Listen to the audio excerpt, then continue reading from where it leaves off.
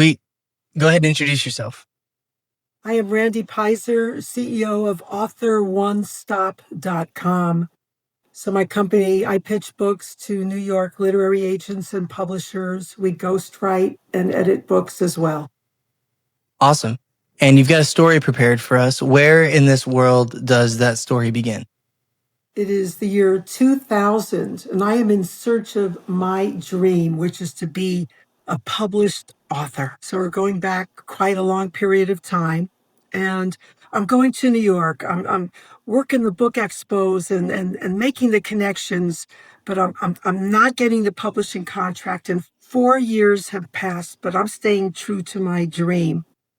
But meanwhile, I need to make money while I'm pursuing my dream of a publisher for my first book, Crappy to Happy. And so I've been a magazine editor for years. And so I take on a job freelance working for a new national magazine. And I'm writing most of the articles for their magazines with a lot of the New York Times bestselling authors that I'm interviewing. But in the magazine world, you don't get paid right up front. You get paid when the publication comes out 6 months later. So I'm waiting for a very, very big check to arrive. And the day before I'm supposed to get this big check, I get an email that says there's been a slight delay. Raise an eyebrow there, a slight delay. Okay. I call the company and the senior acquisitions editor there said to me, I'm confident the angels will find a way to pay you. Now I'm raising two red flags with my eyebrows going up to my hairline. Well, it turned out that the mother of the publisher had embezzled over $4.7 million from University of California, San Francisco, where she was the head cashier. So I never get paid for all that work I did. And some people will drown themselves in alcohol and a very sad story, but I'm the kind of person, I'm an instrumentalist. So I walk into a music shop and I wind up finding a guitar that I want to buy that's $1,200, and I don't have the money to cover my rent, let alone pay for a guitar. And a friend says, well, why don't you just hold a show and invite your friends to prepay for tickets? So I'm thinking, that's a great idea, except one, I'm terrified about speaking in front of people or getting up in front of people. I've been in recording studios with my guitar, but not face forward in front of a live audience. But I really want it, so I decide I'm going to do it. Another friend says, hey, I've got a house that'll hold about 40 people, so now I have a venue. And the friend says, why don't you just charge $20 a ticket and ask all your friends to prepay for a ticket? And I decide, well, God, I'm not going to play guitar for an hour and a half. It's too terrifying for me. Maybe I'll read some little bits from my manuscript from my Crappy to Happy book. And I started creating little skits. So the week before my show, I had 60 people, which meant I had outgrown a house. I rented a hall in a church. And I went to get the guitar because I had that $1,200 in hand for it. And the clerk said, oh, we made a mistake. And, my heart just sunk. Oh, my God, I worked so hard for this. And, well, it turned out the mistake was it was there on consignment. He gave it to me for $400. So I got the guitar. And then I said, maybe I could use that mic stand and that special effects unit. And I wound up creating a show that became a show called Comic Intervention for Closet Visionaries and Almost Manifestors. And then I had a subtitle, which was a one-woman show except for the other people. And the show became pretty successful. Then when I went back to New York and I'm pitching a book and I'm telling publishers, yeah, I do this one, you do a one-woman show, tell us about it. And I had a book deal within 2 weeks. So I say, if I hadn't worked for embezzlers, there's no way I would have created the success that I wanted, which to get my foot in the door with my book, my Crappy to Happy book. And guess what? Julia Roberts holds it up in the movie Eat, Pray, Love in a bookstore scene, and she buys it. So I say, this is a story of how I found happiness working for embezzlers. Whoa, that is fascinating. Okay, so I want to go back to the year 2000. Um, Yes. Married, kids? What? Tell me a little bit about your life at that time.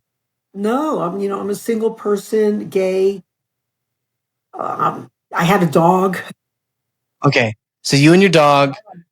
Yeah. What what made you want to be an author in the first place? Was there somebody that inspired you in that realm, or did you read about it somewhere? I mean, you were working for magazine folks at that time.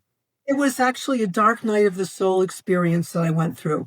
I was editor in chief of a very large New Age magazine back in the early 90s, when you could say the word New Age and feel very, very proud, and before people were rolling their eyes, thinking it's just total woo woo. And so I'd been in the magazine world, but not in the book world. And the magazine got sold, and I lost my identity as the magazine editor, of which I was very, very proud and very accomplished. And I wound up just being depressed and being at home and sitting in silence. And I started asking the question, what's the most loving thing that I can do for me right now? And that became the self inquiry, the question that I asked constantly. And I only did what I heard. And so if I was depressed, I was going through a dark night of the soul experience. And if I heard cry, I would cry or go for a walk or do the dishes, whatever it was, until one day I heard sit. Okay, so I sat and I would ask, what's the most loving thing I can do for me right now? Sit, do nothing. And so for 2 weeks, I sat cross legged on the floor, lighting little candles. And I would sit with those candles until they went out, which was an hour and 20 minutes a day.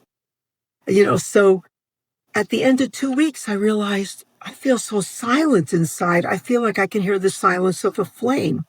Then I started thinking about just stories from my life, and I just started writing them. And within a month, I had 100 and something pages. And I thought, think I'm writing a book. But what is the book I'm writing? And it turned out to be Crappy to Happy, my first book, which led me in the whole new direction of my life of opening up into the book world beyond the magazine world. So if I typically try to save the advice for the very end, but for anybody who is looking to write a book, I know that you've provided a lot of resources. You've given me some guides on how to help book writers, but if you were to start writing a book today, right? First question that I have is, would you encourage the budding young author to sit cross-legged in their living room with a candle, for 2 weeks? Or is there another exercise that can expedite the fluid process of, downloading those experiences and getting them onto paper? So how would you guide somebody who maybe doesn't even have the idea or already has an idea in place to get those first 117 pages written? Well, what's your advice there? Well, a book is either, or anything we do in life, is either a priority or an option. If it's an option, it will never get done. If it's a priority, you absolutely will make it happen and nothing will stop you. So writing a book has to be that priority. Otherwise, it's never going to get done. So let's say somebody has a compelling need to write. And typically it's because in a memoir style, you've gone through some experience that was very difficult. You've either overcome it or you're going through it, but you want to write about that process and help other people who are going through it. So that's one form of book. There's another form of book where somebody wants to position themselves as an expert, and that's a whole other experience. So there's two different ways to answer this question. But what I recommend is something that I call chunks of gold. And chunks of gold is basically the brain dump of getting stuff out of your head and onto your laptop or paper or whatever or recorded, auditorily. So the chunks of gold can be quotes, stories, things you might want to write about, and just start developing those chunks, just one after the next after the next, that can be unrelated to one another. But in time, something will emerge that really captures you. And it's just like, oh my God, this is the story I need to tell. I want to tell. My energy is with it. I insist on it happening. And that sense of insistence will drive you forward. So I've had a feeling and a thought about writing a book that I'm sure a lot of people have had kind of these experiences that if I were to dump them out, there's several books to be written in there. And I know you're on the dozens of books at this point. You've put a bunch out, right? You've got a good roster, and then you have a bunch of other ones that you've helped people write. Well, I'll just say last year alone, I secured 16 book deals for people. Some of those books are books we ghost wrote, or we did book coaching, or we edited, whatever. But 16 deals, that's a lot. That's incredible. So here's my quasi-offensive question, because I want to explore it with you. Sure. One of the feelings that I have is that it's already been written. I look at the library and I'm just like, oh my gosh, I could spend my whole life in here and I wouldn't even scratch the surface of like all the stories and all the knowledge and all the, there's like 36 volumes of people breaking down the Tao Te Ching. You know what I mean? There's just so many stories about Buddhism and about business and economics, and there's textbooks. And I feel a little bit overwhelmed by the task of putting together a full book that isn't an autobiography, right? I think that makes sense. If you have a cool life and you want to tell people about it, it's your unique story. But like, positioning yourself as an expert on something, I feel like it's like, what could I add to the world? Like I've got ChatGPT telling me all the things that I need to know. Like why do I need to write another book? What are your thoughts on that? So I do have thoughts about this, and I believe we're all here to make our impact, but our impact reaches different people. So, for example, some years ago, I had just interviewed Deepak Chopra when he was like right at the top of the New York Times bestseller list. And I was so excited about that interview I had done. And I was at a chamber mixer in Gilroy, California. And I said to one of the people at the chamber mixer, just, in schmoozing, talking. And I said, I just interviewed Deepak Chopra. She said, who? And I realized someone who I considered to be extremely famous was not known to this person and probably to many other people. And so I feel like we're all meant to touch the people we're meant to touch and to move. And that's how I hold it. That's a good again, answer. You have to be writing about something you're excited about writing, because otherwise it won't be a priority and it won't happen. I just recently publish my children's book to my goals. And when something makes it onto that list for myself, I check it every day. I'm neurotic about it, right? Like, what am I going to do to reach this goal? I've got a children's book already written. I'm deciding whether or not I want to like learn illustration or if I want to just like give that to somebody else, right? And like hire it out. And I think I've gotten to the point where I want to hire it out because that wasn't the point of the expression. I think somebody else could probably bring it to life just fine for me. But you're right. It wasn't a priority until literally yesterday, right? Memorial Day. I finally put it on there. And so I'm taking your advice and I've made it that way. I want to switch gears and ask you, right? You've had this great career. You obviously have a ton of stories that are really incredible. Two-part question. I've asked this on the podcast before, and it gets met with varying levels of interest because some people weren't raised New Age, woo-woo, spiritual, God, any of it. I'm curious if you've ever had what you would consider a mystical experience. Anything where, you were sitting there meditating and just kind of in that stillness and you had this inspiration. Yeah. That seems almost mystical to me, but I'm curious if you have any type of burning bush type stories that you can share with them. I do. I went to see a healer many years ago, back in the early 90s. She was called Reverend Dolores Lucas. She was an African-American Christian minister from Ohio. And I was living in Marin, California. And I was in a relationship that I absolutely knew that it was wrong for me, and I could not extricate myself from it. It was the epitome of codependency. Again, so we're going back like over 30 years. And so I wanted to see this healer who I thought could help me. And so I was calling to make an appointment to see her because she worked out of people's homes. And what she said, what the person booking the call said was, oh, can you be here at like 9 o'clock on Monday? And I said, no, I have a doctor's appointment at 10. And there was this pause, and she said, what for? And I said, well, I've got this little breast lump, so I'm going to go get that checked out. So this woman said she arranged another time so I could get there way before that appointment. And I went to see this healer called Mama, Reverend Dolores Lucas. And she said, what's this I hear about a little breast lump? I said, oh, no. I'm here to deal with this relationship issue. She goes, well, would you mind if I just put my hands on it for just a minute?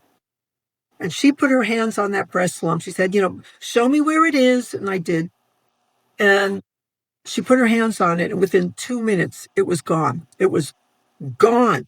And I was like jumping out of my chair. And I said, how'd you do that? And she said, I just wanted to give you a demonstration of God in action. That was really, really powerful. A week later, she was holding a class on channeling your angels. And I'm thinking, great, Mama's going to tell me who my angels are. And I go to the class. And what she says is, just about everybody will have a chance to channel tonight. And I'm like, oh my God, I'm in the wrong room. And I'm trying to make myself invisible because I have no experience with channeling. And about an hour, and this is in somebody's living room, an hour into this event, all of a sudden I'm sitting in the back and I had my eyes closed and I am lit up like somebody cranked a light dial. I am lit up with light, absolutely lit up with it. And in that second, that was the second I learned that love and fear can never exist in the same place. If the love is in, and that was love, it was light is love, there was no fear. And I could hear myself saying inside my head, me next. But my body was in a tetany when this experience happened. And then I heard Mama say, Randy. And then I became conscious and I went to sit next to her. When I went to sit next to her, I was conscious, which meant I was really self-conscious, and I'm sitting there and nothing's happening. And she took her hand and she just put it on my wrist. The light cranked on. I heard what I heard and I started sharing. People were asking questions. There were about 20, 25 people in the room.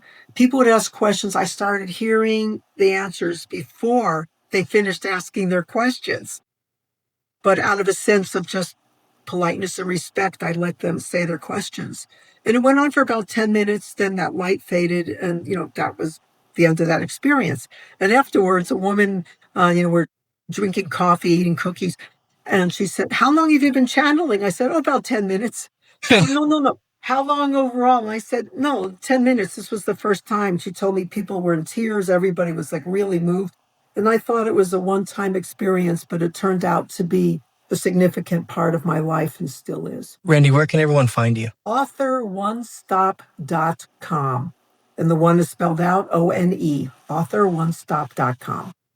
Thank you so much for coming on the show. This has been the Pulse Ox Podcast. Please, if you found this episode valuable, give us a like on Spotify and share it with a friend.